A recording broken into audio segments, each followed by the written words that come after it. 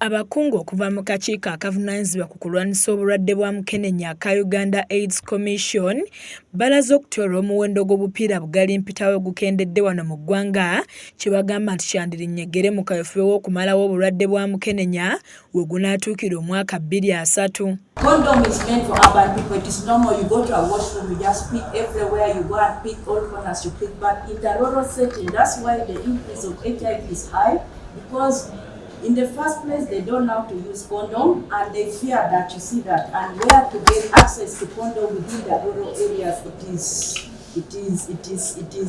is not there, let me say. Wabadde balabiseeko eri akakiiko ka Paalamenti aka Parliamentary Committee on HIV, Stroke, AIDS and Related Issues okunnyonnyola ku nsonga ezitali zimu omuli ensonga lwaki akawuka kongedde nnyo okusaasaana naddala mu bavubuka ng'abakulu bano bakulembeddwamu avunaanyizibwa ku kubunyisa ebikwata ku Mukenenya Dr. Vincent Bagambe ng'ono agambye nti ensimbi ez'okugula obupiira buno zikyali ntono ekitadde obulamu bw'abantu naddala abavubuka mu katyabaga k'okufuna obulwadde buno.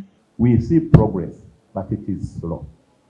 And the reasons are many, but I can point out one. That even let's start from the funding. We said that out of the 1.8 trillion that we use, that is used in the provision of HIV services, 1 trillion is for treatment, and then all the rest is within about 700 billion. And if you further break it down, the commitment that goes towards prevention intervention is very low. So we are not funding prevention interventions. We need to focus and commit resources towards HIV prevention. Dr. Ruth Senyonyi nga ye ssentebe w'akakiiko ka Uganda AIDS Commission alaze obwennyamivu olw'abantu obutaagala kwekebeza kumanya bye bayimiridde ku bulwadde buno ng'ate abo abeekebeza ne bazuula nti babulina tebaagala kumira ddagala. There are many people who don't have work. How safe are our population in terms of security?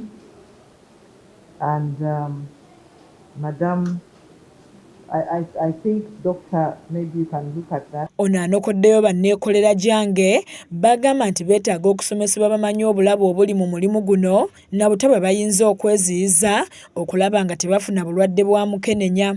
Ye ssentebe w'akakiiko ka Paalamenti akavunaanyizibwa ku nsonga za Mukenenya, Honorable Kisa Stephen agambye nti ng'akakiiko baakuyambako aba Uganda AIDS Commission okufuna ensimbi ezimala okuva mu gavumenti ziyambeko okugula obupiira obumala eggwanga lyonna era nga bakwatagana n'ebitongole ebivunaanyizibwa ku nsonga eno omuli Ministry y'ebyensimbi, ey'ebyobulamu n'abalala basisinkane omukulembeze w'eggwanga okulaba ng'abali mu mulimu gw'okulwanyisa Mukenenya bafuna ensimbi ezimala. Mu kiseera kino omuwendo gw'abantu abakwatibwa Mukenenya guli mu kweraliikiriza abakulu abakwatibwako ensonga z'okumulwanyisa nga basinga okukwatibwa obulwadde buno bavubuka abali wakati w'emyaka 15 n'24 ssaako abanoonyi b'obubudamu abali mu 7 abawangaala n'obulwadde buno. Matiya Sekanjako yakusakidde eggulire lino ku lwa KSTV agaleero.